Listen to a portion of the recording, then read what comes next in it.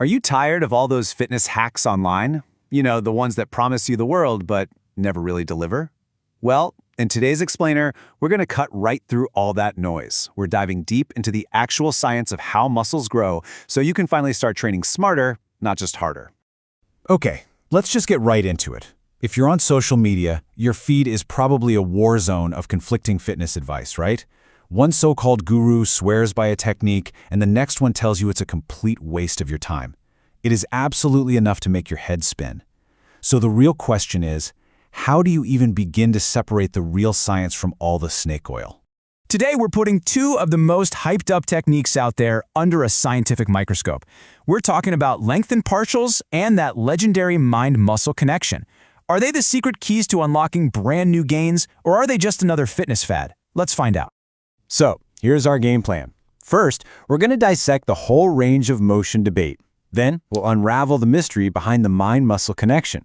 After that, we're going to give you a simple, science-backed plan you can actually use. And finally, we'll wrap it all up so you can walk away ready to train smarter. All right, first up, the great range of motion debate. You've probably seen this all over the internet. People talking about lengthened partials, claiming there's some kind of shortcut to getting huge. But you know, before you go and start cutting all your reps in half, let's take a much closer look at what the science really has to say. And here's the thing. Right off the bat, there's a problem. The term partial reps is just, well, it's super vague. What one person calls a partial, another person might call a full rep. And without a clear definition, it's pretty much impossible to know if you're doing them correctly. Or, honestly, if they're even doing anything at all. But what if we could just get rid of all that guesswork? Well, this is where it gets really cool. A groundbreaking new study has finally cracked the code. Researchers used an AI pose estimation pipeline to analyze hundreds of training videos, measuring every single part of every movement with insane accuracy. And this gave them a look into what lengthened partials actually are in a way we've never had before.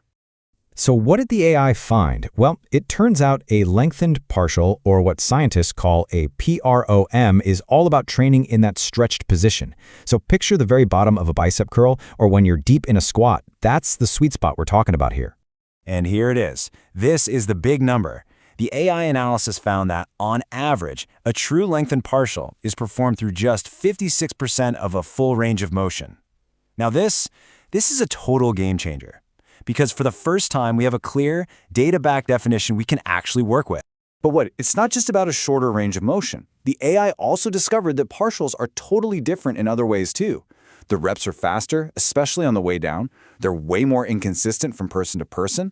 They're a completely different animal than a full rep, and that means you have to treat them that way. Okay, let's switch gears.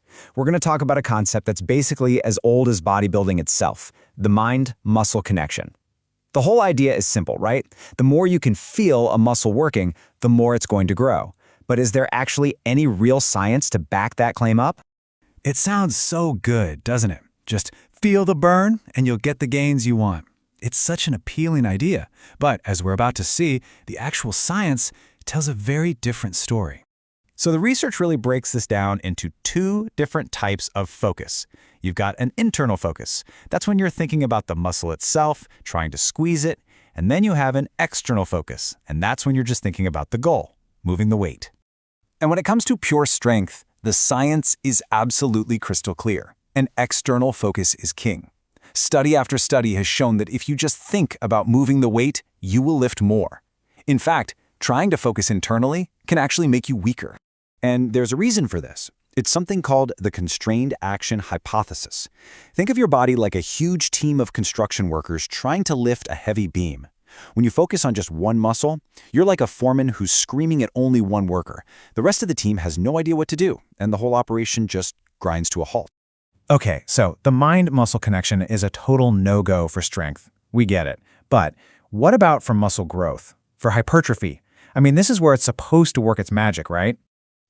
Not so fast. When you really dig into the evidence, the whole case just starts to fall apart. Sure, some studies show an internal focus can increase muscle activation, but, and this is a big but, that effect totally vanishes when you start lifting heavy. And more importantly, that little bit of extra activation doesn't seem to translate into more muscle in the long run. The evidence, it just isn't there. All right, so we've busted some pretty big myths. Now what? How do you actually take all this science and use it to get better results in the gym? Let's build a plan. Here it is, your 3-step plan for training smarter. Number 1, master the fundamentals. Things like progressive overload, good technique, and training hard. That is the foundation for all progress. Number 2, for your big, heavy lifts, use an external focus. Just think push the floor away or drive the bar up. And 3, if you're going to use partials, be deliberate about it.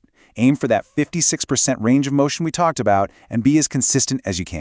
See, at the end of the day, it's not really about finding the next secret hack. It's about understanding the core principles of training and then just applying them day in and day out. So, the crucial takeaway here is this. Stop chasing all the shortcuts and start mastering the basics. Consistent, intelligent training is always going to beat the latest fad, every single time. So now, you have the tools to think a little bit more like a scientist in the gym.